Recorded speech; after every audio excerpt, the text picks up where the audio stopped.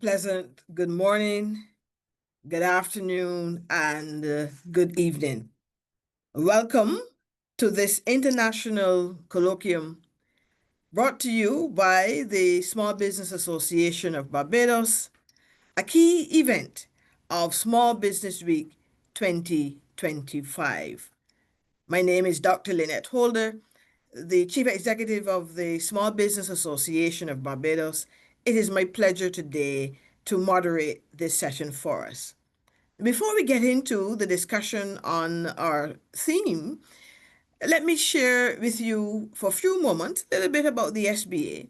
We're very pleased to have partners, friends, colleagues from across this Caribbean and the wider field. The Small Business Association is Barbados's national organization for the representation of micro, small, and medium enterprises, a job that we've been doing for the last 42 years. It is our responsibility as the representative of the MSME sector to ensure that we have an enabling business environment within which our MSMEs can operate, can function. And so we are engaged in advocacy, business development programs, networking, capacity building, interventions, all in an effort to ensure that we can assist our micro, small, and medium enterprises to do business. Small Business Week is a key aspect of our association's annual program. During Small Business Week, we shine the spotlight on this critical sector, on its contribution to economic development, on its contribution to our social infrastructure as well. And during Small Business Week, we not only celebrate our members and the wider small business persons and business owners, but we also use this platform to help us engage in critical topics that we believe can assist our constituents in navigating the world of business. And so this year, 2025, the 22nd edition of Small Business Week, we are focused on navigating business in the age of AI and digital trade. I'm sure you all will agree that there is no disruptor in this current era that we are in as artificial intelligence or generative AI as it is known. This technology, this new technology, portends significant opportunity for the business community. It also has some challenges which we must understand, appreciate, and discuss how to overcome those challenges. And so, as we get into our colloquium today, our discussion today, we want to focus on how do we help our small business community to navigate the world of business, navigate the age of business as we are confronted with the issues of generative AI, digital trade, digitalization overall. I'm very pleased today to have with me three esteemed persons as our panelists today to help us understand this topic, business in the age of AI. We're having a discussion on policies, programs, and protection. Welcome.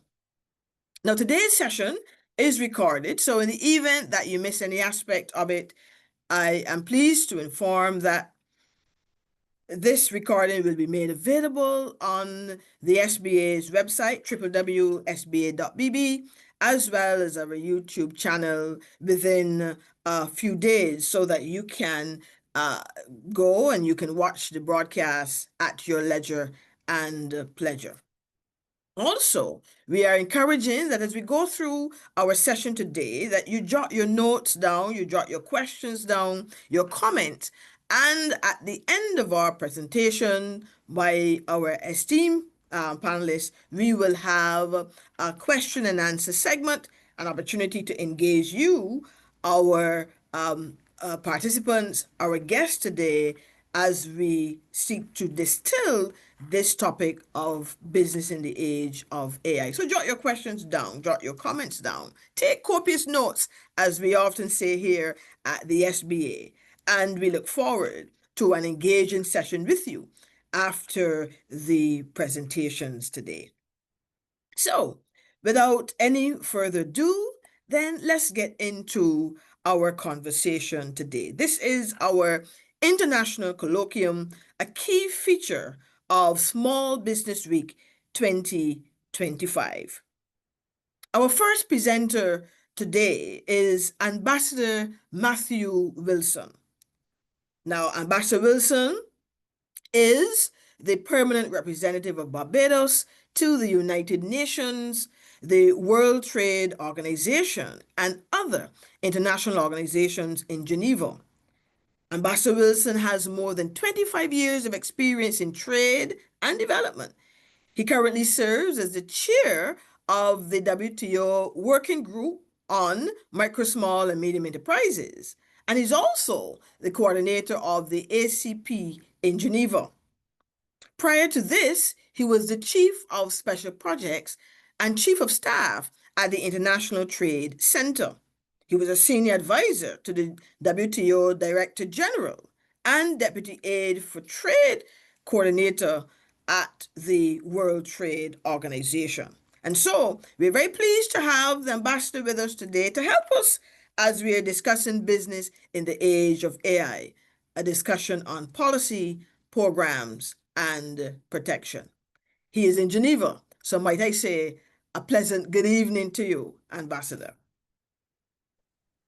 Thank you very much, Dr. Holder. I hope that you can hear me. Yes, we can. I am here at the WTO, and even though we are discussing artificial intelligence and digitalization, unfortunately, the WTO Secretariat has not been able to get my setup exactly as I would have liked. So I'm happy you can hear me and that you can see me. So I really want to say thank you so much to you. Good day to everyone in Barbados and throughout the region. Happy Small Business Week 2025. And thank you for inviting me to be part of this. Now, you already gave a far too impressive introduction to who I am. I am simply your representative here in Geneva at the WTO and the UN, trying to reflect your priorities, including the priorities of small and medium-sized enterprises. Now, today's business in the age of artificial intelligence, this is incredibly timely because AI is not coming. AI has been here and AI is here to stay. It is improving, it is multiplying, it is becoming more intuitive, it is becoming more adaptable with every second that passes. And I appreciate that this is equal parts fascinating and equal parts scary for some people, including our small business community. Yes, it will continue to replace some jobs, including those done by some small businesses today. This is the reality. Yes, it will likely upend the way children learn at school. Yes, it is becoming more difficult to keep your information off the grid. But if used intelligently and intentionally, AI will usher in unprecedented capabilities and opportunities for those connected online, especially small business owners who often have limited time and limited resources. According to 2024 McKinsey survey, 65% of their business respondents are using generative AI within their organizations, reporting an average 39% reduction in costs and a 45% increase in revenue across supply chain management. Let me repeat that again, because this is manna for the ears of those that need to care about profit. 39% reduction in costs and a 45% increase in revenue across supply chain management. And these benefits stem from automating routine tasks, enhancing self-service, speeding up problem solving, and accelerating innovation of products and services. Just last week, the WTO, where I am today, launched a new World Trade Report on AI and trade. And this is joint research that they did with the International Chamber of Commerce, which highlights how businesses use AI for trade efficiency, trade decision-making, and for identifying foreign customers. Now, smaller firms, for example, are leveraging AI-driven market intelligence and automatic translation tools to improve communication.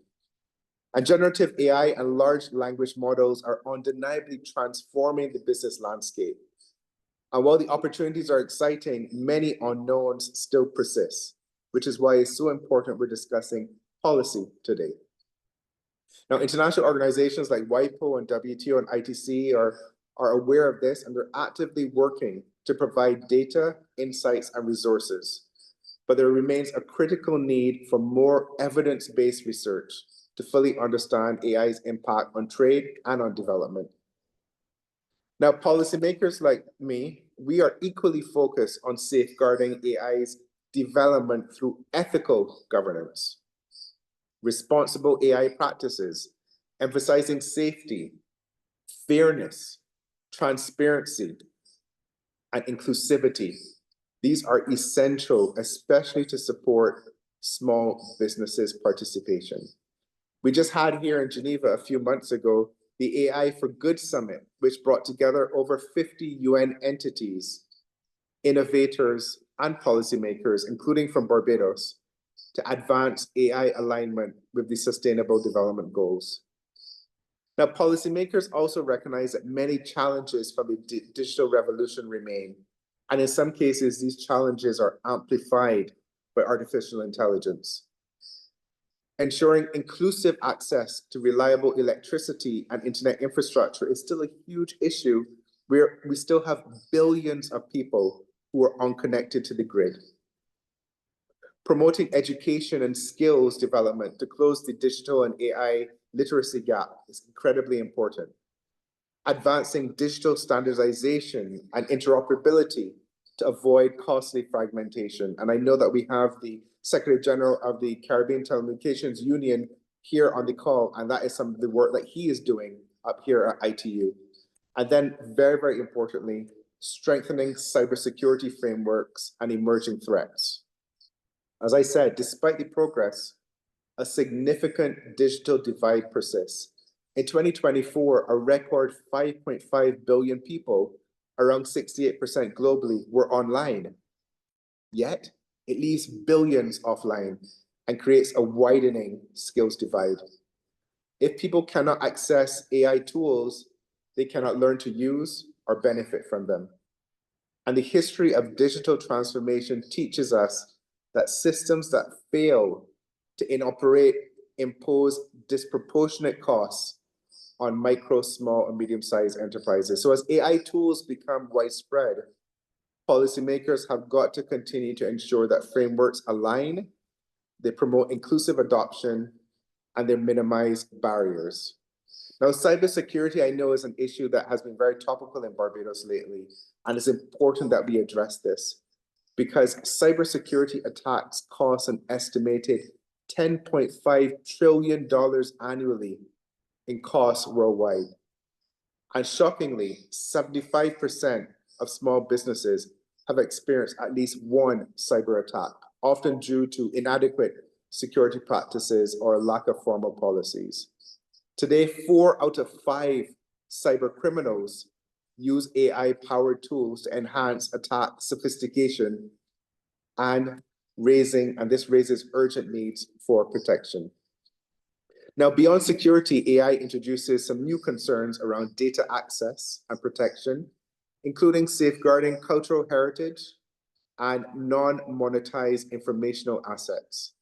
The UNESCO Caribbean Artificial Intelligence Policy Roadmap underscores this importance of recognizing and protecting the intrinsic value of data in policymaking.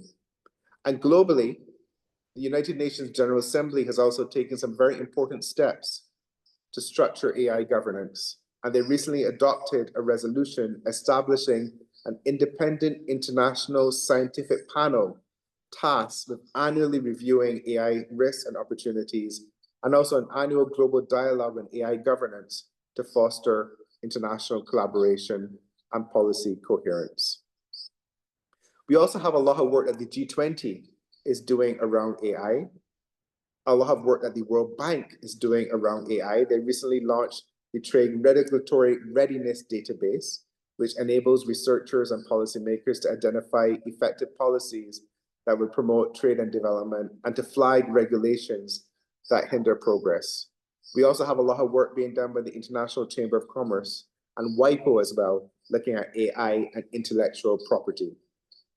Now here at the WTO, the MSME group that I coordinate, which is 103 WTO members, we're also doing quite a lot to integrate conversations on digitalization, AI, and regulatory best practices so that emerging trade rules support enterprises of all sizes effectively. Now, this is a lot. There's a lot happening policy-wide around the world. But clearly, if we are to be effective, these different policy discussions need to speak to each other. And this is where the work of organizations like the SBA will be critical.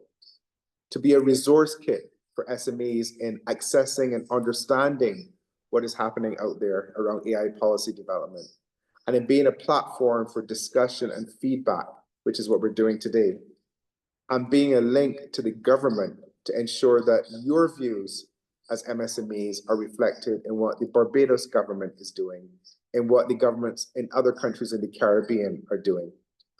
And although I'm certainly not here to speak on behalf of MIS, which is our ministry responsible for these issues, I know that these matters are very high on the policy agenda in Barbados and the region. And this is why it is so critical to ensure internet access for all.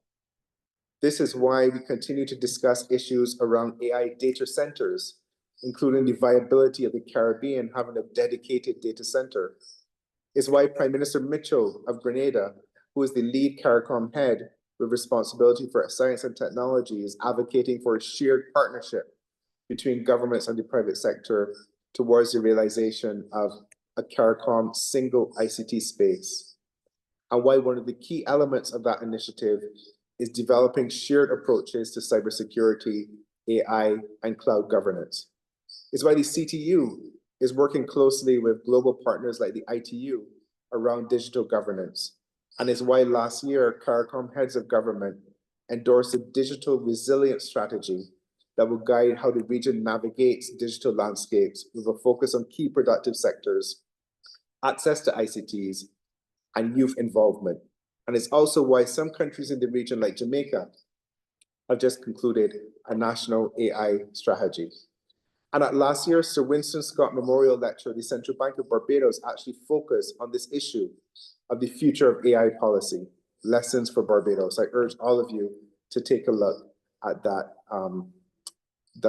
memorial lecture, because it explored very interesting elements around policy and what it means for a small state like Barbados.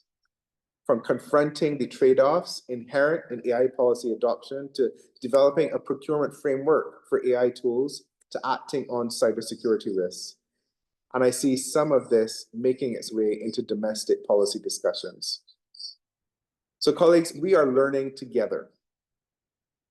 Ultimately, AI is a tool to be harnessed by both business and government. It doesn't make sense to be scared of it. It's not scared of us. And our fear will not make it go away. So we must work with it. We must regulate it. And we must prioritize resilience and sustainability, ensuring that AI adoption aligns with environmental goals, with social equity, with human rights, with privacy, and with safety, while fostering regional cooperation and knowledge sharing. So colleagues, I really want to thank you for this opportunity to discuss these important issues. I look forward to a robust question and answer. And again, thank you for this opportunity to share my thoughts with you, and I look forward to the discussion. Thank you very much, Dr. Holder. Thank you too, Ambassador. Colleagues, we've been listening to Ambassador Matthew Wilson as he shared with us on a number of initiatives within the policy space being led by international agencies, international organizations, governments, bilateral collaborations. And what I particularly liked about this presentation and took away was a point where that was made that policies must speak to each other. Very, very profound thought, Ambassador. I would say policies must speak to each other because I'm sure all of us on the call are very stirred by the depth of work that has been done by a number of agencies in the policy space to try to ensure that there is an enabling environment being created for firms relative to the use of generative AI. So again, colleagues, I want to ask you please to jot your questions down, your comments down. I'm sure you may want to engage the ambassador a little later on in our Q&A session on the policies that have been implemented thus far. So that was our first presenter, our first intellectual, if I can call him that, sharing with us on the issue of policies and how policies can help to create that enabling environment for business in this age of AI. Let me at this time move to our second presenter, Dr. Nick Bradshaw. Dr. Nick Bradshaw has been in the tech industry for over 25 years, working in Europe, North America, and Africa. He is founder of Africa's largest B2B AI practitioner community, connecting people, investors, and businesses to opportunities in the region. He's the founder of the AI Export Africa and also chair and founder of the South African AI Association, focusing on the deployment of responsible AI in South Africa. Now, I was very pleased, ladies and gentlemen, to have met colleagues from the South African AI Association. And I believe that the work being done in South Africa can also be adapted to us here in the region. The South African Artificial Intelligence Association is an industry body focused on promoting the advancement of responsible AI in South Africa by uniting practitioners across commercial, government, academic, startup, and NGO sectors. And so, on our call today, the first time ever speaking to a regional audience, let us welcome Dr. Nick Bradshaw, who, as I said, is the founder of the South African AI Association. Welcome, Dr. Bradshaw. Thanks. So in the true tradition of live demo, look, what we've tried to do here at the association is really start to promote the whole principle of responsible AI. And whilst we hear a lot about the hype at the moment, okay, looks like we've got the sharing back on, so that's fantastic. So let me just get that on the screen. There we go. Can everybody see? Sure. Go right ahead. Okay. So in the true tradition of live demo, look, what we've tried to do here at the association is really start to promote the whole principle of responsible AI. And whilst we hear a lot about the hype at the moment, okay, looks like we've got the sharing back on, so that's fantastic. So let me just get that on the screen. There we go. Can everybody see that? Yes, we can. Brilliant. We're off. Right. So I'm just going to give a quick overview of really what we're doing here at the association in our part of the world. I think a lot of what we're doing down in South Africa region has a lot of read across into Caribbean, emerging markets, global South, and the challenges and the opportunities and the paradox that we have with AI. I think Ambassador was hinting at some of that earlier in his talk there. But essentially, what we're trying to do at the association is promote and encourage people to think about AI as an opportunity, but to do so in a responsible way.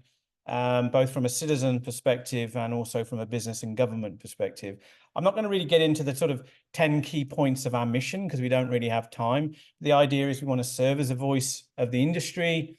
We want to help people understand and unpack the AI opportunity, overcome the fears and misunderstandings about it as a transformative technology for society and the world of work, to have an open and honest debate about its impacts, which obviously there will be negative ones, and we need to work and discuss and overcome what those problems are, whether they're intended or accidental. The technology is actually moving at such a rate that even myself, who's studying this full time, I'm hanging on by my fingernails. So we can't expect our ministers and governments and to keep up. And I think that's the massive challenge, I think, for government at the moment. How do you keep up with a topic that's rapidly evolving day by day?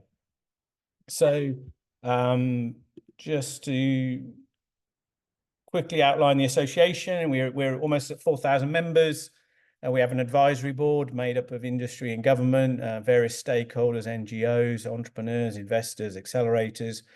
And we want as many voices around the table as we can. And as such, we also have provincial ambassadors in the 9 provinces of South Africa as well. Responsible AI, again, if you want to go and look at our website, saaiassociation.co.za, there's some resources on there about different frameworks to look at responsible AI, some from the EU, some from Google, some from other bodies like the World Ethical Data Organization. Have a look, dive in. Everything's free. Membership to our association is free. We welcome members from the Caribbean, from Geneva, from anywhere in the world. But our idea is to spread knowledge and get people involved. And the more that people get involved, the more they will learn and the more opportunities that they can take advantage of. When we first started on this journey back in 2017, the information about AI in our region, and I'd probably guess maybe the Caribbean region as well, was fairly limited. So we wanted to draw a baseline on that, and we published the first authoritative analysis of the AI ecosystem in Africa. How many companies there are focused on AI by country, look at all 54 countries, start to look at the investment landscape, the community landscape. So we published this report in 2022, self-funded. We published it in partnership with the ITU and the World Economic Forum Global Shapers community. And again, if you join the association, which is free, takes 2 minutes, you also get a copy of this report. And what we found, we've been looking at that evolution of the ecosystem over the last few years, starting around 2021, and we've done 3 different chunks of analysis, is that 1, we've got a rapidly growing opportunity in ecosystem. There's almost 6,000 companies now across Africa region with a declared specialism in AI. And 94% of that ecosystem exists in just 20 countries. So you've got less than half of the countries in Africa constitute more than 90% of the entire ecosystem. Set against the fact that whilst that's a very positive story, 46% of global venture capital went into AI investments last year, and a less than decimal percentage of that came into Africa region. So whilst there's a very positive story of growth, that's actually set inside a very constrained financial and investment environment. And that is the sort of atypical scenario that we find ourselves in this region. One of optimism and growth, but stymied by lack of infrastructure, lack of investment, lack of a venture capital ecosystem that's specifically focusing on this area. And that's obviously something we want to change. I won't dive too much into this because time is limited, but the South African AI ecosystem is fairly vibrant. If starting, 15 years ago, when there were some very interesting uses of AI in things like preventative maintenance in mining, for example, some early vision systems that existed in that space, coming from an entrepreneurial perspective, and research and development through to process automation, large organizations like banks, insurance, and starting to automate their processes, and now getting to the age of intelligent automation. We see that as flourishing here post ChatGPT, generative AI. It's here to stay. And, banking, education, engineering, telco, retail, they're all embracing this. And in our analysis across the board, we identified 152 industry segments, which are all being impacted by AI at the moment. So for the government official or the CIO that's looking to introduce this technology into their organization, the choice is bewildering. 30 years ago, the sort of internet boom, choice of vendor was very limited. Now there's too much choice. There's very niche companies, niches within niches. And so whilst that's a positive, it creates a problem because the choice, who do you use, who do you bring into your company to embrace this technology? It's a key challenge. So what we often see is that this challenge is equally an opportunity, and this opportunity is equally a challenge. And this paradox, which I just want to talk about, is quite important because this is generically applicable to most countries right now that are looking at AI. One, the time scale with which this change is happening, the graph on the right, is incredibly small. So the AI revolution is happening in a sort of period of about 6-7 years, whereas something like the agricultural revolution took 150 years. So there's this compression of change as we go through these various revolutions that are occurring. But equally, where the technology is right now and where it will be in 5 years' time, and then 10 years' time and 30 years' time is completely different. So if you looked at the internet back in 94, Yahoo looked like that, and Google Maps basically had North America and what looks like Britain in the middle of an ocean there on its own. Obviously now Google Earth, you can map the entire planet down to 1 square meter to a very high degree of resolution, and the internet is obviously something that we all use every single day now. So, but at the time there were skeptics. Barron's famous article with Jeff Bezos, the Amazon .bomb. Yeah, maybe there's a little bit of a bubble at the moment, but this technology is here to stay. So what does that mean for mature markets? What does that mean for emerging markets? The one thing we do know is it's here to stay, but it's rapidly evolving. And so that's something we need to bear in mind. The other thing is impact on jobs. If you were working in North America in 1850, fair chance was you were stood behind a horse towing a plow. But over that period of time until, sort of mid 2015s and the 2020s, then now you're looking at a completely transformed work environment. New sectors have emerged and grown over time. And in parallel with that, the technology of AI has got to the point where human speech, human text recognition, human text generation, and now voice generation is exceeding that of humans. So whilst you're seeing this slow transformation in the job sectors, what you're actually seeing is AI now being able to do sort of those mundane, repeatable tasks, like reading email, like responding to inbound email, writing emails. Now you've got inbound voice, outbound voice. These are the important foundations for how the world of work and business will change.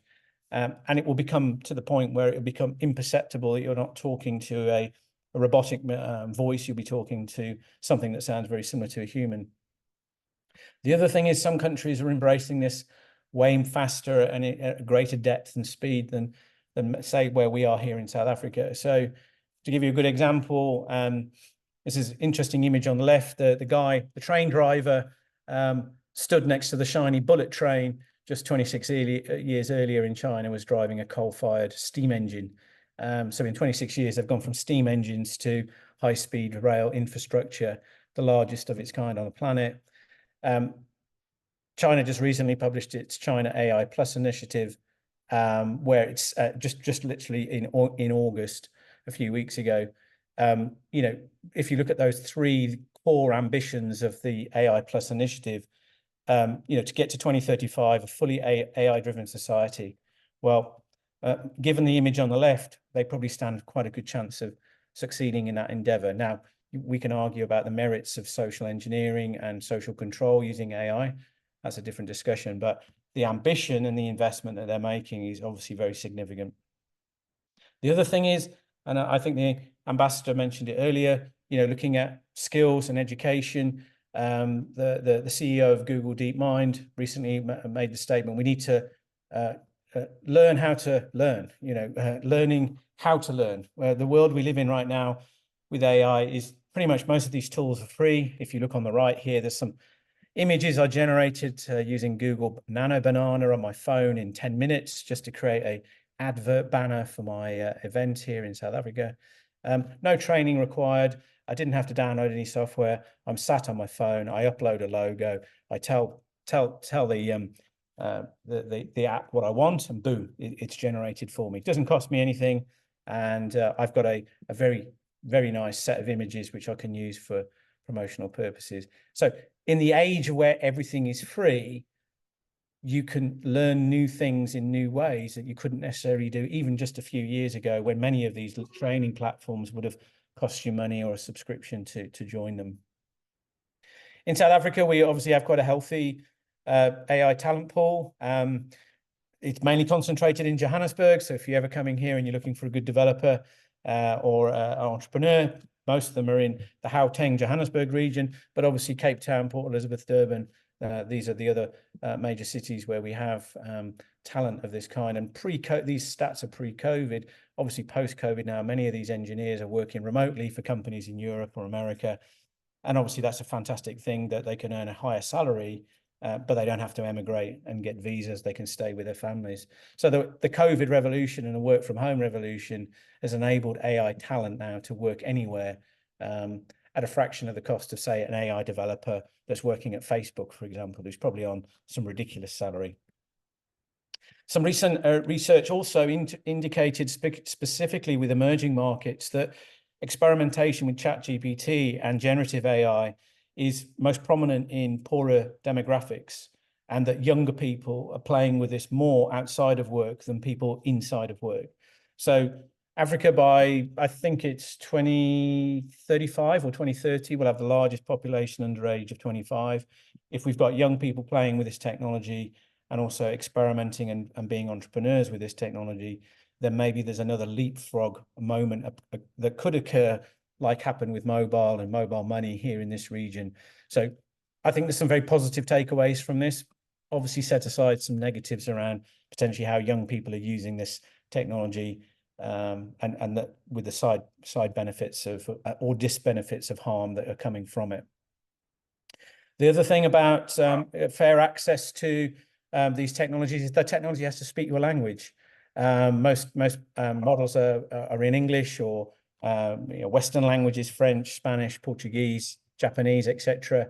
There's 2,000 languages on the African continent, and if we want everybody to access it and for it to be democratized, then we have to build models that support these languages. And there's a project called Mashikane here in our region. If people want to find out about it and look at the work that they're doing, it's quite interesting. I mean, just the last couple of parting slides before we move on to the next speaker, but trust is key with AI. And I think this is the challenge of our time. Trust and privacy are now where the battle and policy and regulation lines are being drawn up. EU is arguably over-regulated with AI. So if you've got your Apple EarPods and you land in Europe, obviously, geolocation, they know where you are. Unfortunately, the translation function won't work in the EU. On the flip side of that, you've also got an organization like Clearview, which has hoovered up all our faces off the internet and then using it for facial recognition for crime prevention and facial recognition for those kinds of applications. Consent, privacy, regulation and policy, these are significant problems that we need to discuss openly if we're going to adopt this technology responsibly. Albania just appointed its first AI minister.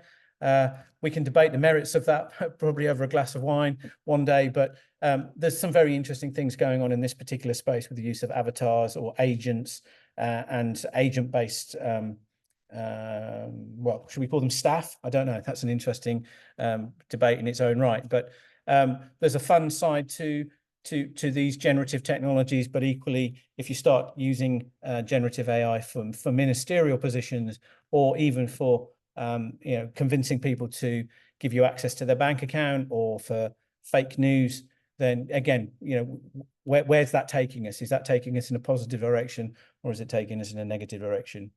Very interesting use case that I came across in the UAE. We signed an MOU with the Dubai Center of AI. We had a mission there recently.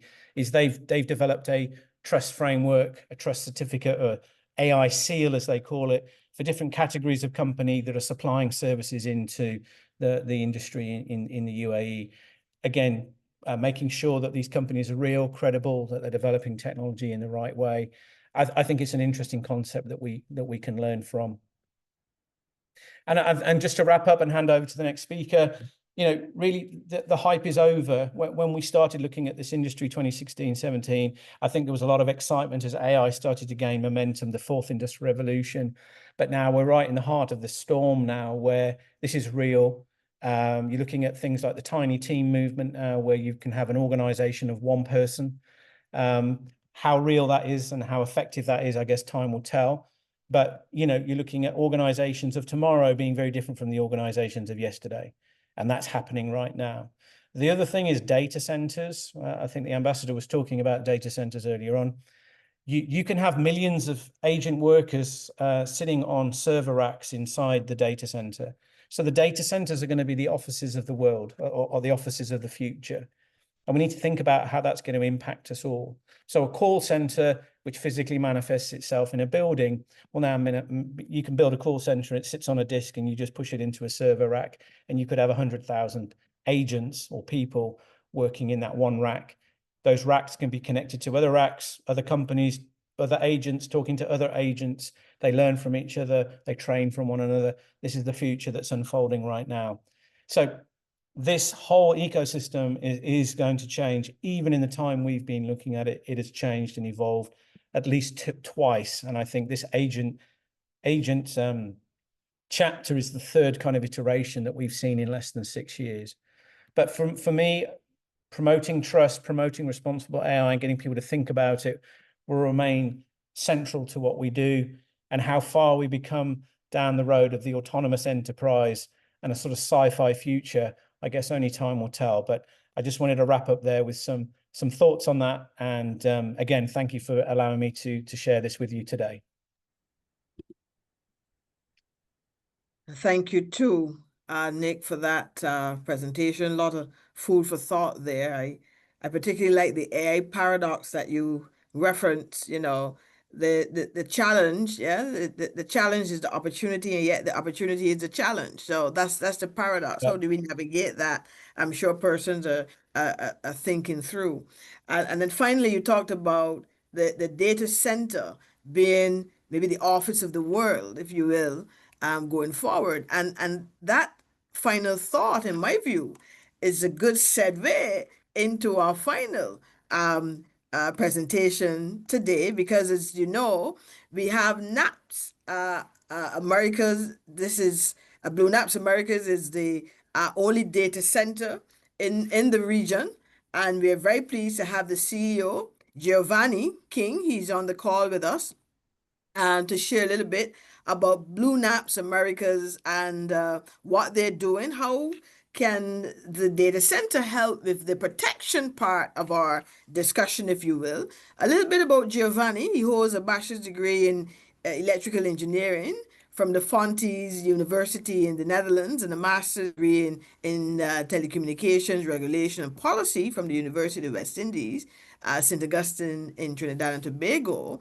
He has over 2 decades of experience in the telecoms industry, the majority of which was as an executive with the Telecommunications Regulatory Authority in the Dutch Caribbean. As I said before, currently he is the CEO of Blue Naps Americas, and he is joining us from the office there in Curacao to share in our conversation on business in the age of AI, a discussion on policy, programs, and protection. Now, Giovanni, you got the privilege of hearing the ambassador talk about policy and all that's happening at the level of, several of the international agencies. You heard from Nick there, who heads the South African AI Association and all the various programs that his organization is involved in. You have the privilege now of bringing up the rear, as we say in Barbadian parlance, and to put it all together for us in our conversation today on business in the age of AI. Over to you, Giovanni. And pleasure to have you on the call. Good morning, Dr. Holder, and good morning to all participating today in this conference. I'm so happy to be part of it. I'm so happy to give a little bit of a contribution towards further development. I have one question, as I cannot see which of my screens you're seeing, if you're seeing the presentation screen or if you're seeing the presenter screen. So I can switch. Yes, we're seeing your presentation. Go right ahead. Okay, perfect. Thank you so much.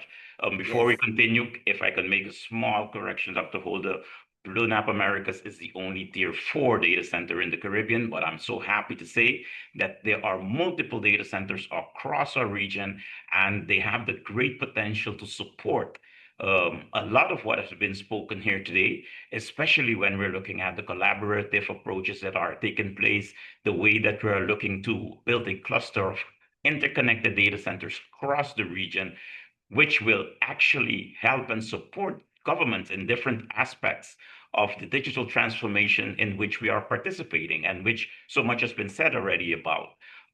We're not looking to compete with, the bigger organizations, the hyperscalers, but we're looking to create a safe haven where the government and the micro, small, and medium-sized enterprises can store, manage, analyze their data within jurisdictions that basically we're known people are working, and we have friendly, let's say, governments that could decide where they want to host their data, or enterprises where they want to host their data within our region, within friendly jurisdictions. So without further ado, if I just continue with my contribution on what we're talking here today, and I just want to bring it into perspective a little bit. As we have been talking, we have been seeing that one of the most important things is when we're talking about AI, generative AI, or whichever else is the source, the data that we're basically collecting, storing, and analyzing, that will create value for us as a business or even as a government. And how and which are the opportunities and the risks that we need to be prepared for once we engage with, let's say, making electronic communication and artificial intelligence help us to achieve these objectives. So one of the most important things is that we need to ensure the protection of that valuable data, because this is what actually allows us to create value that we weren't able to do so. Now that we have access to compute power that exceeds what we are accustomed to. Again, because we have valuable data that we're collecting, we are now capable, because we're using technology, to expand our footprint across and outside of our borders. So the value of the products that we're bringing to not only our nation is global. Because of automation, we are capable of reducing costs, like both the ambassador and Dr. Bradshaw has indicated. But now we need to think through how we're going to use this to create content, to safeguard our natural or our nation's heritage, and also how we're going to add value to, for instance, building out our regional or even the digital economy within our own countries. From a data center perspective, from a technology perspective, there are 4 pillars that we need to consider when we're talking about protection. How are we going to guarantee the sovereignty of our data, be it local or regional, because we have agreements within countries? If we want to do so, are we aware of how we need to classify our data in order to make sure that critical information remains within the jurisdiction that we want it to remain, guaranteeing that we protect that asset that brings value? As we currently or today hear a lot about people talking about data is the new oil, but before we can add value to that oil, we need to basically identify which value they have, so that we can protect to the utmost that data that is most critical for our national security, or even from a business perspective, guaranteeing that the value proposition that we're bringing to the market, that we protect that data as much as possible, so that it cannot be used against us or cannot be, let's say, held hostage, preventing us to further create value. So ensuring that we can protect our data means that we need to ensure privacy of the information that our customers are entrusting us. We need to make sure that we have consent policies so that as a business, we are also allowing our customers that are entrusting us with their valuable information to make use only of that they are okay with sharing, and that we need to maintain within the legal frameworks and policies of our own jurisdictions. When we take it a step further, the security of our data, we need to protect and defend against breaches, fraud, and cybersecurity threats. Because once we are not in control of our data, not even creating the value that we want, that would mean that we cannot continue to develop our business in the way that we intended to do so. So let's take a step back and look at when we're talking about sovereignty. When we're looking about sovereignty, we need to ensure that that businesses and customer data remain subject to local and regional laws for there where we have common approaches to these aspects. Not only that our data is stored in foreign jurisdiction where basically our regional or local laws do not apply to how this data is going to be used. That means that within our region, within our countries, we need to build sovereign infrastructure, digital infrastructure, which basically is that we need to have local data centers. So one of the things that I'm very happy to say that we have multiples in the region. We need to talk about having regional cloud platforms, neutral cable landing stations, and competitive local access networks, which would ensure the control over our data. Most of the times when we're talking about data sovereignty, we forget that we also need to have sovereignty on the infrastructure part, because that's the only way that we have to first exchange information, but also at the other end, where we can then analyze and create value that the next organization or country wouldn't be able to do with our personal information or critical information to a government or a business. When we're talking about data classification, it is important to classify, because then you can guarantee that your most valuable data remains within your influence of power, if I may. So we can identify information that could be on the public internet if you want, where to everybody has access. It is not that sensitive for our business success. We can identify restricted data, which is basically mostly used internally for basic operational purposes. Confidential data, where we're now starting to talk about personal information of our customers, and we can identify issues like health or financial data. And then there are sovereign data, which is critical information that we would never want to have outside of our own jurisdiction, or from a business perspective outside of our own control, but that we are okay with sharing or hosting within a jurisdiction where we have mutual agreements that it would be dealt with based on our own national rules and regulations. By identifying this information, we are now starting to strategize and limit the impact of breaches if parts of this information were to be compromised. When we're talking about data protection, there are some of the high-level things that we can deal with or put in place is encryption of our sensitive data. We can anonymize our information so that even when leaked, people cannot identify who or what we're talking about. And we can have and implement clear privacy policies and customer consent mechanisms.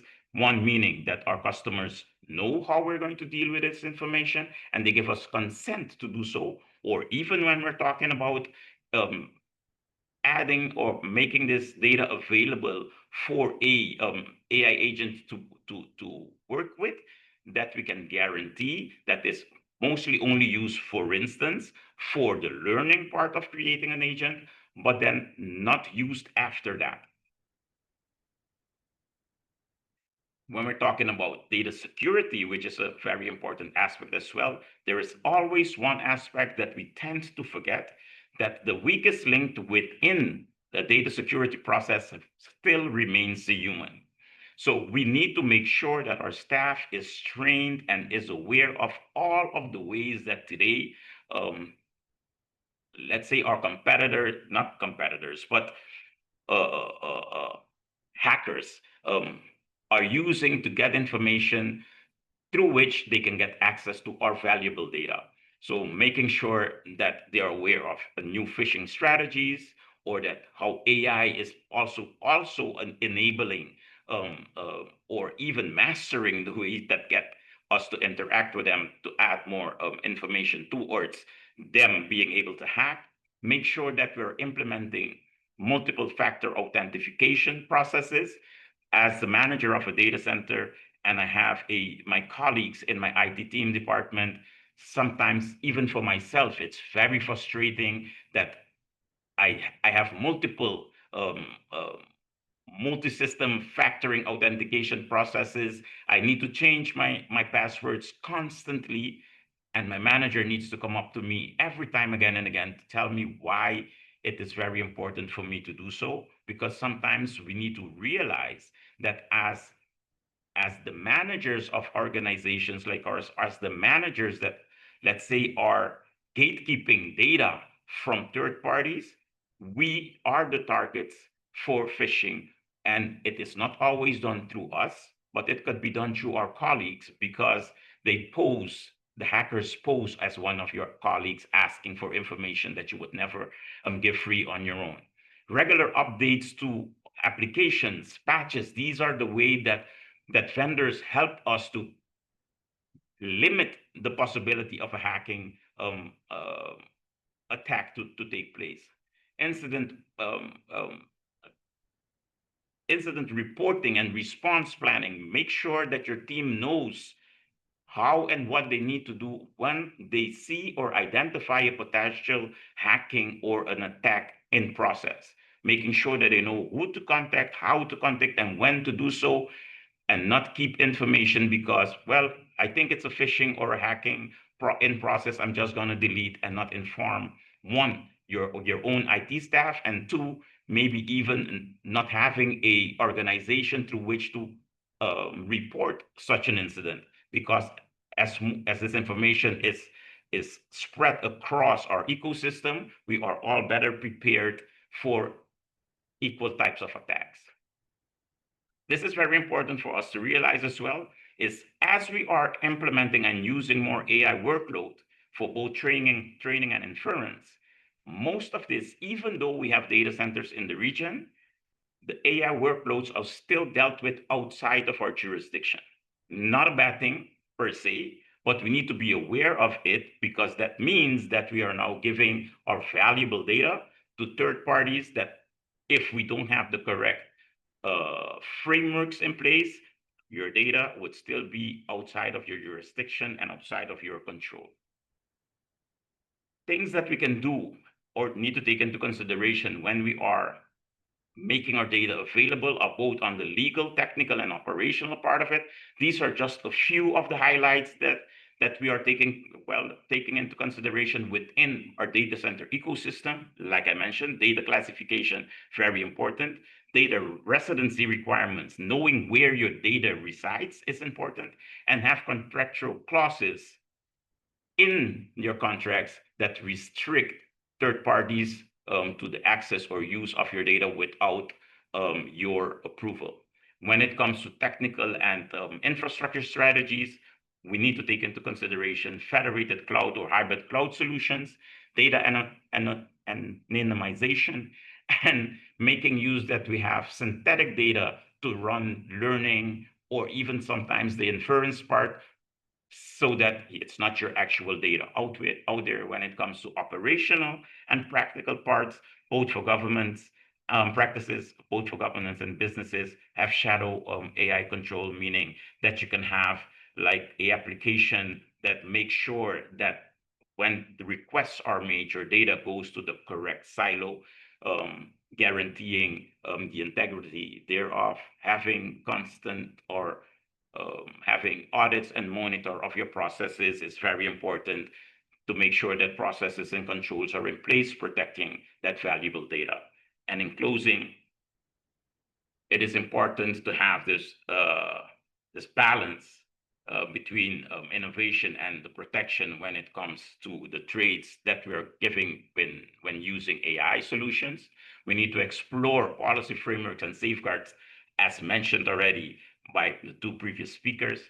I believe and I'm very passionate about regional cooperation, especially when it comes to our digital infrastructure, because as small island development states, it is counterproductive to go out and build multiple data centers, for instance, within small nations, while when we collaborate and connect and create a robust infrastructure, we're not only guaranteeing the sovereignty of the data, but we have a resilient infrastructure within our own region that can support the development of our regional digital economy and support the development of our local digital economies, because as small islands, if I look at my own island, Curacao has a population of 150,000 people, but our region, if we only look at, for instance, CARICOM and all of the associate members, we can boast a population of over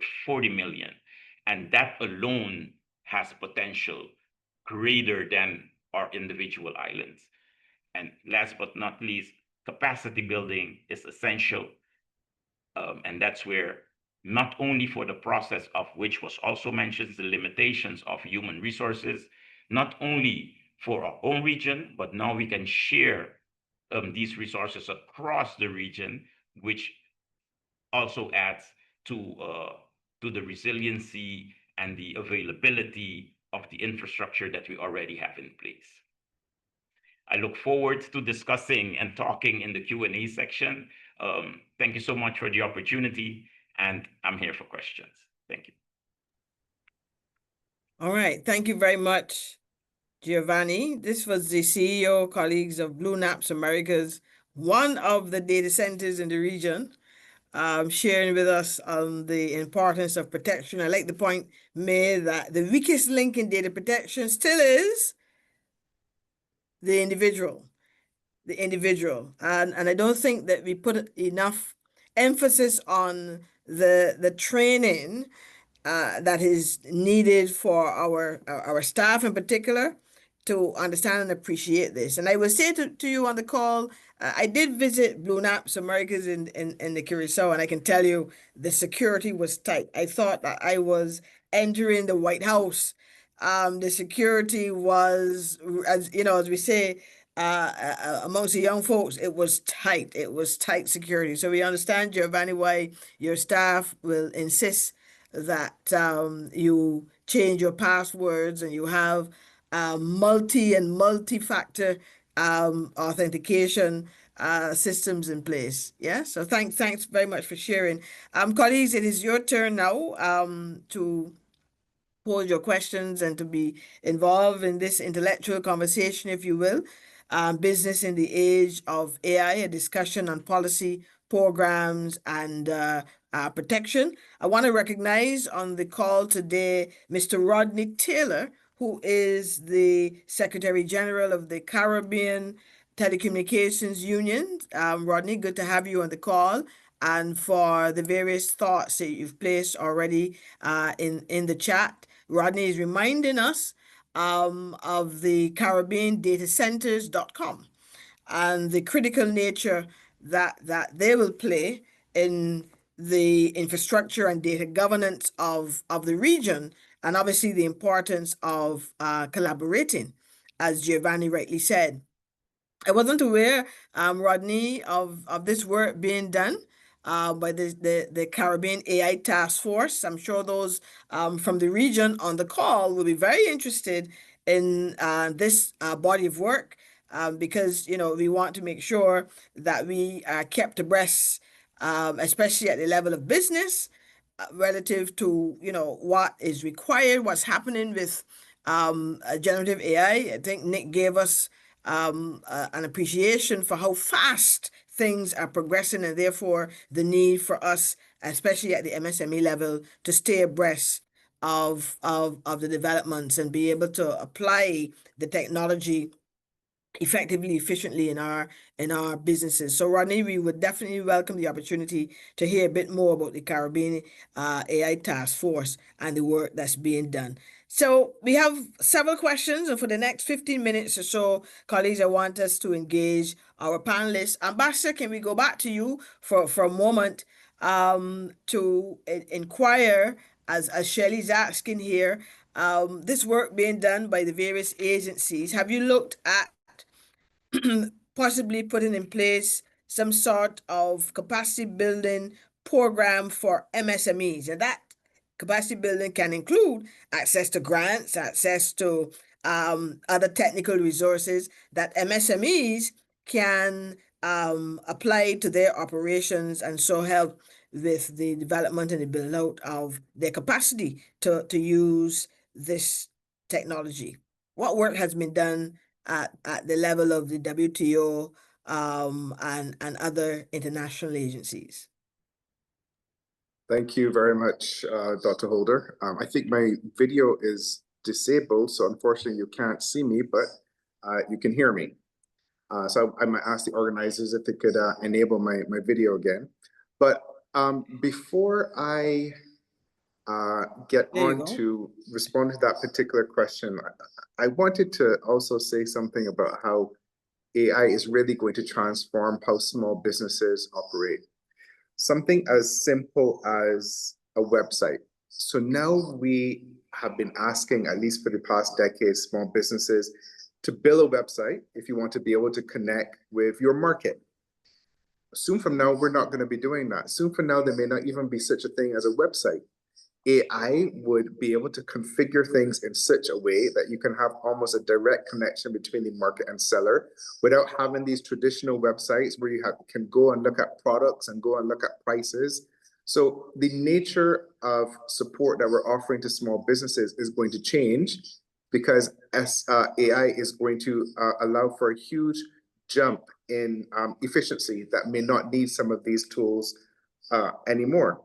Now, the relationship between AI and e-commerce, AI is also going to turbocharge how we do e-commerce, which is particularly important in the region where I have to say Latin America and the Caribbean have the smallest percentage of cross-border e-commerce in the world.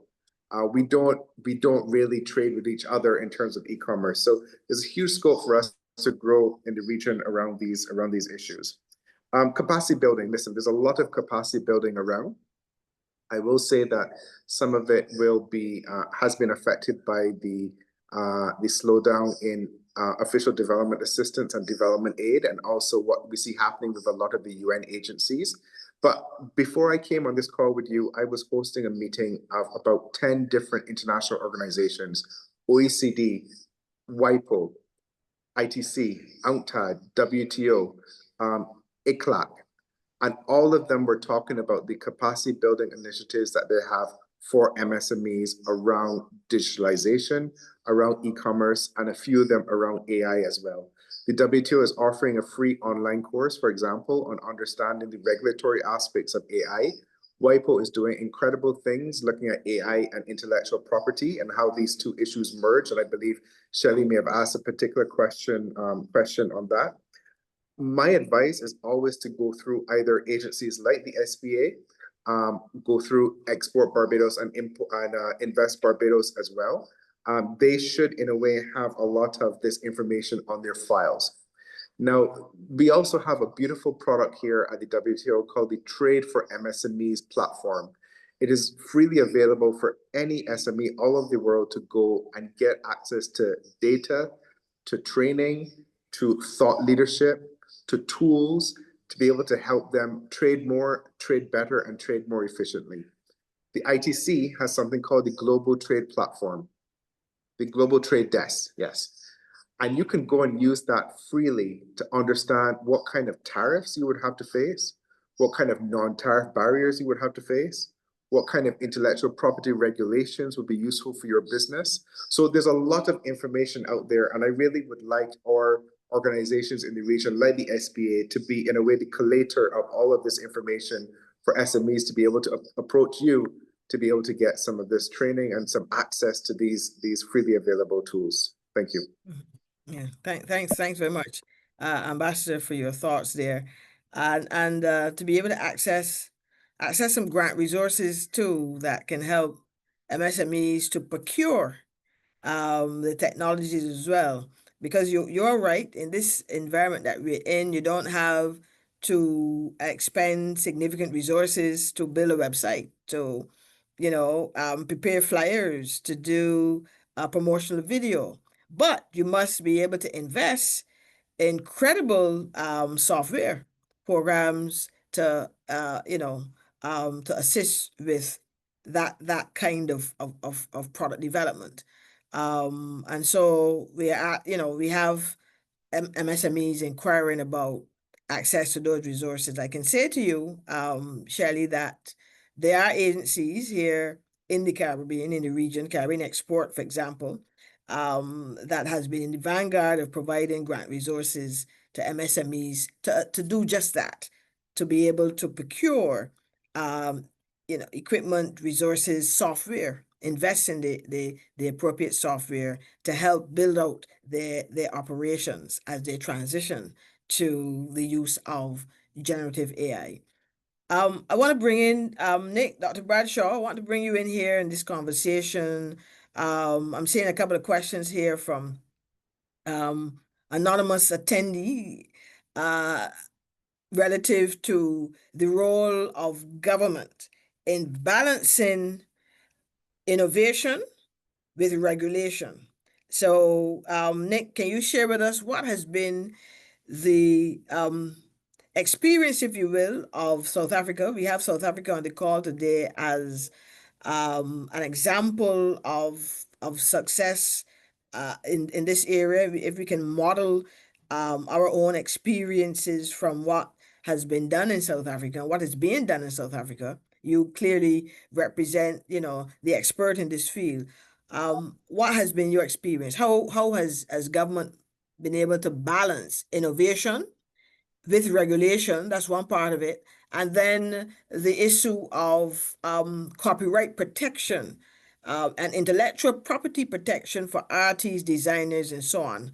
What has been the experience of South Africa? I think right now, I mean, the draft national AI policy and draft AI national strategy are out for consultation. They've been drafted. They're not quite gazetted yet, and they're going through various different departmental reviews at the moment. So we're kind of almost there in terms of the publication of such documentation and frameworks that we can work to. In terms of things like intellectual property, things like information regulator, I think there's still a lot of education that we need to do for helping those departments get up to speed with this rapidly changing environment. I think information regulators around the world have dealt predominantly with things like spam email or persistent marketing to you as an individual, those kinds of what you might call fairly trivial mailing, mass mailing, those kinds of things. That I don't see, particularly here at the moment, that we've got to grips with that as a problem, and that requires a lot more dialogue. So I think what our approach has been to say to people, look, let's bring everybody along in the conversation. Let's make it inclusive. Let's not try, this is not a trick. We're not trying to embarrass people about what they don't know. We can't expect government ministers and departmental provincial ministers to know everything about AI. None of us do. We don't know everything. So I think what we're all saying is, yeah, this is an important technology that's coming. We're at the railway station. We need to jump on the train. That's the main thing. We encourage people to jump on this train. And maybe we'll work out the direction of travel and where we're going to end up along the way. But if we don't jump on the train and have the dialogue, we're going to get left behind. So I think we're at this pivotal moment here in this country. I think as a continent, there's the African Union Continental AI strategy and a blueprint. Again, it's there as a guide. And I think also people understanding that these aren't silver bullets to solve all problems. They're just guides to get this next technology revolution underway. And there are still quite a lot of gaps, in every country, not just Africa or South Africa. I think an interesting development here was the publication of a maturity readiness assessment. So to baseline where you are. So for anyone that's been, I've been in the systems and software world for 30 years. Everybody knows that in corporate and government, that basically technology is a change program. That's all it is, right? Right now, the whole world is going through a change program called AI, like they did with the internet revolution, like they did with the rail revolution and everything before it. What's most important about change is people. Without people, strategy, and leadership, none of this stuff will happen. You know, if we don't have policies and invest in infrastructure such as data centers, roads. I think there was an interesting comparison with the GDP expenditure on the cloud revolution and the AI revolution versus the railway infrastructure investment in North America. And actually, the GDP as a percentage that was invested in the rail infrastructure was, I think, 6 times more than what we're investing in AI. So, you know, and that infrastructure is still around. So, you know, these massive shifts require huge commitments to infrastructure to get the rails in place so the trains can run. Sorry, too many railway analogies there. But that's where we are. We're at this pivotal moment right now. It was interesting to hear Giovanni talking about, you know, the data center build outs in the Caribbean region, you know, like that's happening in South America, North America. Some of the ones in North America are phenomenally huge. I watched a documentary yesterday, you know, sort of 1,000-hectare sites, you know, massive spaces being set aside for these investments. So yeah, we do have infrastructure that's appearing in our region. South Africa happens to have several data center footprints, but we're still a long way away from having that volume of capital, the completeness of policy and strategy. But we're getting there. Yeah. All right. Thanks, Nick. Giovanni, you want to weigh in on this discussion around the role of government in balancing innovation with regulation? Yes, I think Dr. Bradshaw has made some interesting points, and I would like to add to that. As a region, especially, we are, for most of us, our economies are driven by tourism, and we know the investments that most of our islands have made in order to have the infrastructure in place to bring in the tourists to our islands, the airports, guaranteeing that there is airlift to our different islands from multiple competing airlines, making it so that you have the investments in, you know, the international hotels, and having places where our tourists could go and enjoy, you know, restaurants, good food, music, and all of these things. When we're looking at this technological development, especially when it comes to AI and the digital economy in general, there are some of these aspects that are, again, there is an analogy there as well. You know, when you look at airports, our cable landing stations are the first place where our subsea cables hit our islands. That's the gateway through which we can share information with each other.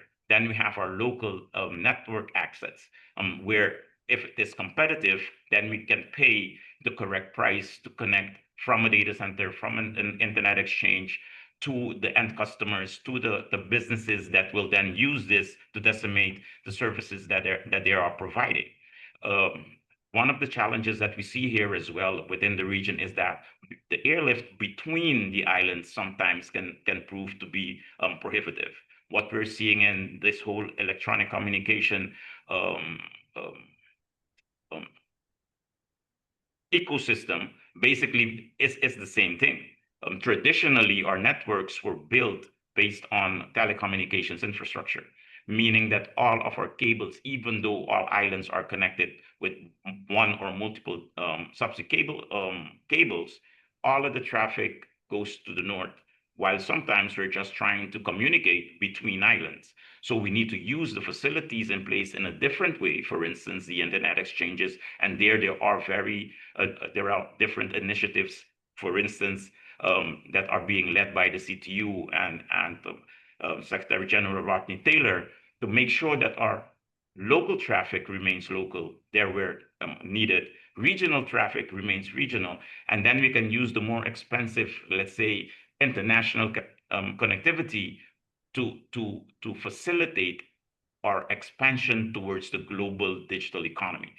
So having neutral cable landing stations on our islands is one of the ways that we can facilitate a different level of competition, especially when it relates to access to, for instance, IP transit and things like that. And that's where governments can play a very important role. For us, it would be, we couldn't perceive having a cable landing, an airport that is managed by a one particular international or local airline. They're always managed in a way that it is neutral because we're welcoming all airlines so that we can have the maximum of airlift, because that would then feed into our local tourism industry. And the same way we should be looking at our digital ecosystem as well. Nothing against anybody being part of this ecosystem. Governments just need to have rules and regulations in place to facilitate access to these precious subsea cables. Okay. Now, before I get to Ambassador Wilson, I'm sure he wants to weigh in. Giovanni, I have a follow-up question here for you. You touched on it in your presentation, but Kevin is asking about small firms in particular and how they can really safeguard themselves against misinformation, deep fakes, AI-driven cyber threats. Your thoughts? Well, I think this is where awareness comes into play, and this is where sessions like these are very important, because there is a lot of information out there when it comes to how we need to prepare ourselves and know. I will not say to identify, because sometimes in these last few years it becomes very difficult to do so. But if you are aware and if you are in doubt, what my IT manager always says, please refer something to me. And he has the network or he has the connection to go out and look further. And within our countries, within our islands, it is not always that you need to have all of these resources in place. There are organizations across the region that can help. If you are, let's say, a one person small business, but their resources are still there. So being aware of the fact that not everything is real, that is the first step. Educating yourself about what you need to look at or to try to identify, to see if this is a threat towards hacking or let's say wrongful information sharing, for instance.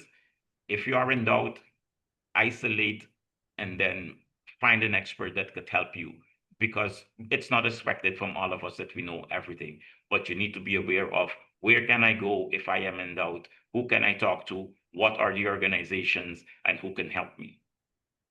Yeah. Okay. Ambassador, I have a couple of questions directly posted. If you can take a look at the um, list here, directly posted to you. I'm sure you want to weigh in on the role of government, especially as it relates to intellectual property, that balancing between innovation and regulation. But here's one, and this is asking you directly. What do you foresee as some of these emerging trade policy rules that would affect the performance of firms, competitively, that is, in the global market space?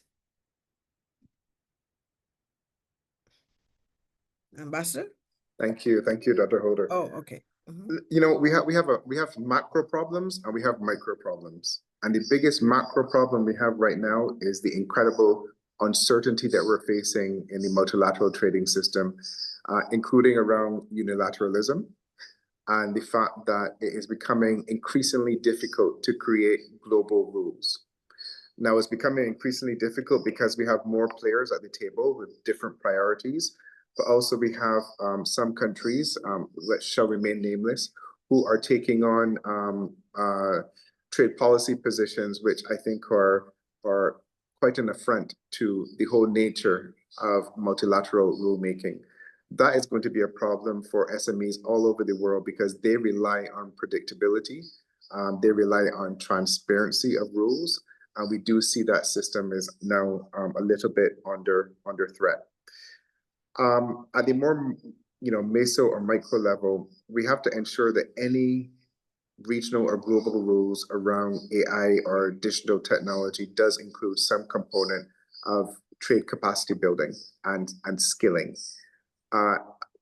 In my experience, you can have the most beautiful rules and regulation in the world, and if you do not have provisions in place to help the end users really take advantage of these rules and regulations, it becomes not even as important as a piece of paper it has been written on. So there has to be accompanying measures in all of these rules and regulations to support developing countries and the MSME ecosystem in developing countries to be able to access the technology that they need, access the knowledge that they need, access the skills that you need, and as you pointed out before, Dr. Holder, accessing the finance that they need. Because when I speak to MSMEs throughout the world, it doesn't matter where they're from, it doesn't matter if they're dealing with goods, services, or digital. One of their biggest problems is lack of access to finance. So we do have a problem, I think, in many developing countries in particular, with our commercial banks being extremely risk averse. So there needs to be, I think, more of an initiative to work with our commercial banks, with our central banks, with our private sector and our policymakers to maybe look at de-risking as well, so that you create a degree of comfort within commercial banks in terms of lending to small businesses, especially in these new areas like artificial intelligence. We also have got to pay a very close attention to the dislocation that will happen with AI. We have got to also be very honest with ourselves. It will likely be women, the elderly, who will be most affected by the shift in jobs from AI. So we need to make sure that as we move forward on digitalization and the adoption of AI, we also need to be focused on reskilling, and we also need to be focused at the policy level of having effective social safety nets. And then a final thing on AI, on data centers. You know, they're extremely important. There's no two ways about it, because it's also about the region also owning their information, owning their data, owning how they're perceived, making sure that they're reflected in the algorithms as well. But data centers are not just extremely expensive, but extremely energy intensive. And they can be very challenging for countries who have climate related issues, who have issues of water shortages, who are not yet, we have not yet been able to figure out a way to make solar and wind energy work effectively when it comes to powering data centers, which of course have got to be powered 100% of the time. So I also think we need to look very carefully at the relationship between investing in data centers for small economies and the kind of ecological footprint of them as well. That's something that I don't think that we should forget. Thanks. Yeah, okay. Thank you. Now, time is against us, colleagues, so I'm going to have one final round of questions, and then we'll wrap up. So let me start, Nick, with you in this final round. I'm actually going to bring two questions your way. You had a trade association in South Africa, and I have a question here from a colleague from the Small Business Association in Curacao. So hello to you, Junior. And he's asking, about strategies and approaches that associations like ours can adopt in our conversation with government, and how we can operationalize the benefits of AI. So that's one part of that. And then Kevin is asking about international standards for AI usage, similar to financial regulations and other areas. Do you see us getting to that point where we have international standards now for AI usage? What are your thoughts there? Yeah, I mean, I'll start with the standards thing first, and then go back to the trade association point. I mean, the ITU are working on standards. We were at the global summit. I've been at the global summit since 2019, and then we're lucky enough to be hosting the first UN ITU AI for Good Impact Africa Summit at AI Expo Africa in Johannesburg in October. So we'll be hearing the latest work that they've done in that space very soon. I think the observation around the world is that, you know, countries are starting with national strategies and provincial strategies. I'm even seeing like the likes of New York City creating a city mayoral AI strategy. We're seeing regulation coming out of the European Union and others, arguably maybe too over-regulated, I don't know. Excuse me, I just need to get a glass of water, hang on. So I think we have to keep a watching brief on that, because things are going to emerge.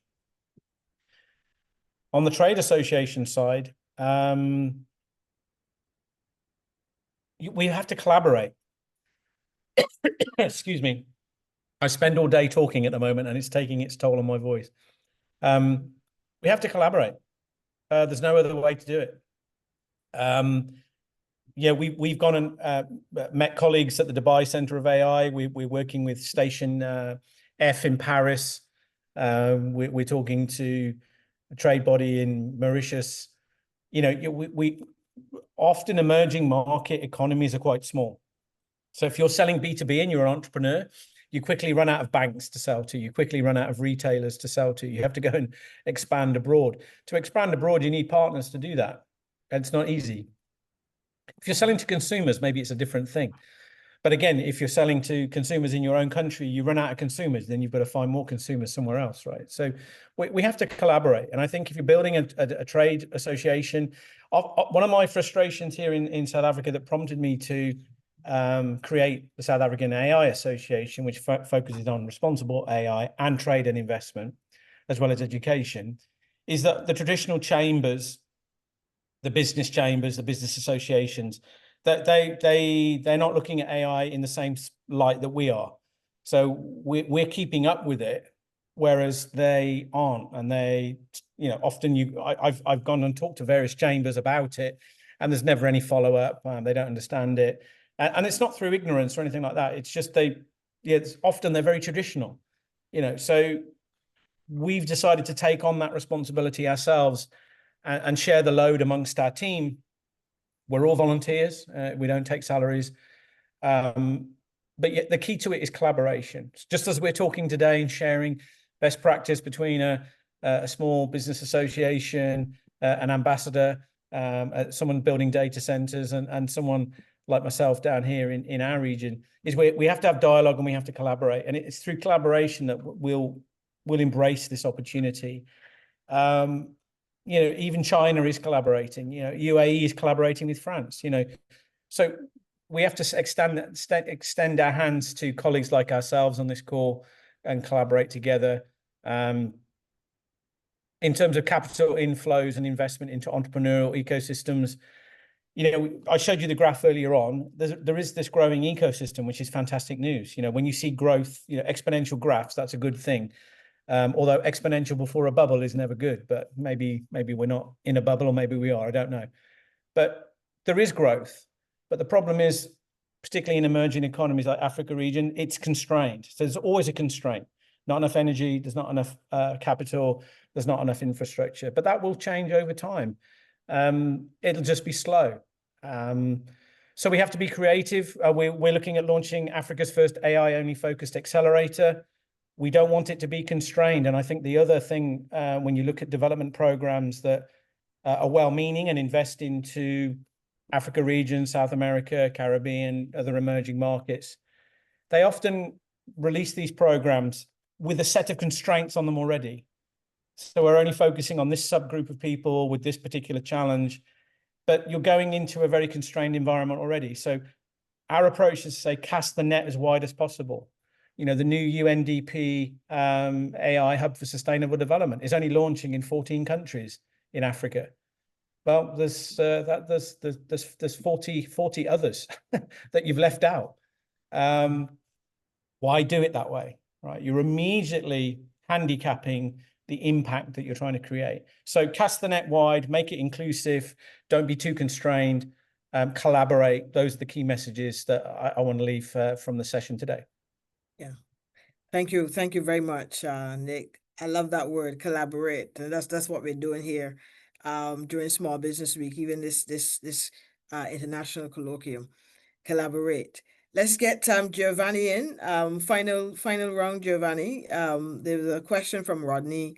I would like you to weigh in on it. He's asking about the type of data governance policies that you would like to see in the region to help facilitate greater cross-border data flows.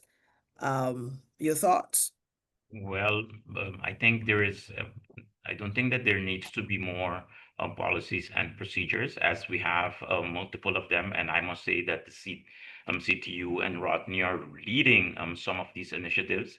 I think it is a question of getting people to see the importance of some of them and to take active part in them. When it comes to facilitating the regional data flow, we have the facilities, we have the internet exchanges on most islands, we have the data centers, we have subsea cables. It's now a question of getting those that are in charge of making those connections to see that it is for the greater good. And to put, for instance, instead of putting limitations, making it more open. When we connect to an internet exchange, to telcos within the same country, the data flow between those two through an internet exchange should be going regional. I'm sorry, should be localized. And when we're talking about connecting, for instance, between two different islands, again, we can route the traffic between the islands. These are elements and technical aspects that are there. It's a question of saying, well, we're going to do this because it would then help what we are already doing. So Rodney with the CTU, organizations like Canto, organizations like Caribbean Data Center Association, which I have the privilege to chair, we are all working towards that same direction. It's a question about all of the ecosystem stakeholders sit down and say, well, we are going to do this. These are the challenges that we're facing. How are we going to deal with them together? For instance, when we're looking at facilitating data flow, one of the things that could be presented as a challenge is IP transit between the islands, the cost thereof, and everybody, again, doing business is there because at the end of the line, there is a bottom line that they need to meet. Everybody is in it to generate income, to generate value. How do we do this in a way that we still support regional data flows? How do we do this to guarantee that data flows between the islands is secure? How do we make sure that we have the shortest path from island A to island B, using all of the facilities that are in place, the subsea cables, the satellite communication possibilities? How are we going to do this? That's what we need to look at. And Rodney, if you're still there, I hope that we meet up in Jamaica next week so we can talk about this and see how we can make this work, because I think it's an achievable objective. Okay, thank you very much, Giovanni. And Ambassador, you have the final word.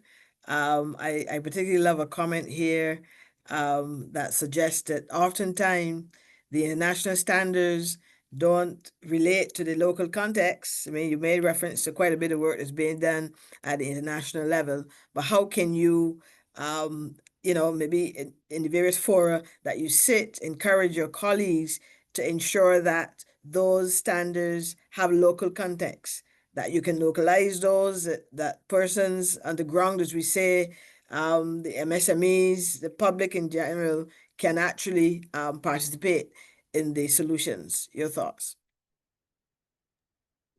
Thank you, Dr. Holder. My whole life is about trying to make sure that the global standards reflect what our priorities are at the local level, especially in the Caribbean, and I have to say, it is sometimes an uphill battle to be heard as a representative of a small country. We always have to do 120%, but we're doing our very best to make sure that a lot of these global rules and regulations do take on board the priorities and the realities of small island developing states in particular. A lot of these bodies do not allow direct participation of the private sector. And I don't think, frankly, that will be changing anytime soon. So we need to find better, smarter mechanisms to make sure that your priorities, the priorities of the business community, make their way up into the negotiations. And of course, that starts at the local level. We're having a much stronger linkage between the SBA, for example, and the other business communities that are there with the ministries, with the Ministry of Foreign Affairs, for example, and Foreign Trade, to make sure that consultations are done in advance, that your views are taken on board so that we can reflect these views. I mean, there are some organizations back home who I think do a very good job on that. The BNSI, of course, I believe, very much takes on board the views of small businesses to make sure that they're reflected in how standards are crafted at the ISO. And I know that the head of BNSI, Hayden Ryan, is online, so I commend him for that work that he does. So it's not automatic; it has to be intentional to make sure that the views of the business community make their way into the policy perspectives put forward by the policymakers. And just one last, a few points that I'd like to leave for the colleagues, Dr. Holder, is AI is here. It's not coming, it's here. Don't be scared. Use it intelligently, especially to increase efficiencies. And like I said, make stronger connections between governments, the CARICOM Secretariat, the small business associations, the chambers of commerce, to ensure that your views are taken on board. And at the regional level, we need to make sure that any regional AI policy or digital policy has inclusion, access, and sustainability at the center. So thank you very much, Dr. Holder. And thank you too, Ambassador, for those thoughts and sharing your final words with us. Colleagues, we have been having a conversation today on business in the age of AI. We've been looking at policies, programs, and protection. It has been a pleasure to have on the call with us Ambassador Matthew Wilson. As you know, he is the ambassador and permanent representative of Barbados to the United Nations, the World Trade Organization, and other international organizations in Geneva. We've also had Dr. Nick Bradshaw. He is the founder and chair of the South African AI Association and also the founder of the AI Expo Africa. And those of you who may not be aware, you can join the South African AI Association from right here in the region, Barbados, Curacao, and any other part of the Caribbean. It is free of cost. As was shared earlier, he invites you all to join and be a part of the continued work being done by the South Africa AI Association. And we've also had Mr. Giovanni King. He is the Chief Executive Officer of Blue Naps Americas, one of the data centers in the region located in Curacao. And he's been talking to us a lot about the issue of protection and safeguards for your data. Very good information shared today, colleagues, as I said at the very beginning of our session. This webinar has been recorded, and if you miss any aspect of it, fear not, you'll get the opportunity to go back on our platforms and you can watch this at your leisure and pleasure. Lots of very good information shared by our panelists today as they responded to your questions and concerns. And we hope that you've been engaged, informed, as the ambassador rightly said, and all the other panelists. AI is here. It is not coming. It is not on its way. It is here. And therefore, it is for us now to understand, as the AI paradox was mentioned, there's an opportunity in the, for us, there are challenges, yes, but we need to, appreciate what we can do to make sure that as a MSME community, we are able to maximize all of the benefits to be had from generative AI. It has been my pleasure being your moderator today. I'm Dr. Lynette Holder, CEO of the Small Business Association of Barbados, and this has been an event in our week of activities, Small Business Week 2025. And those of you who are on island here in Barbados, we look forward to seeing you for the rest of the week in the various events that we have planned as we continue our conversation, navigating business rather, in the age of AI and digital trade. Thank you so much. Do enjoy the rest of your day. Bye-bye for now. Thanks, everybody. Take care. Thank you.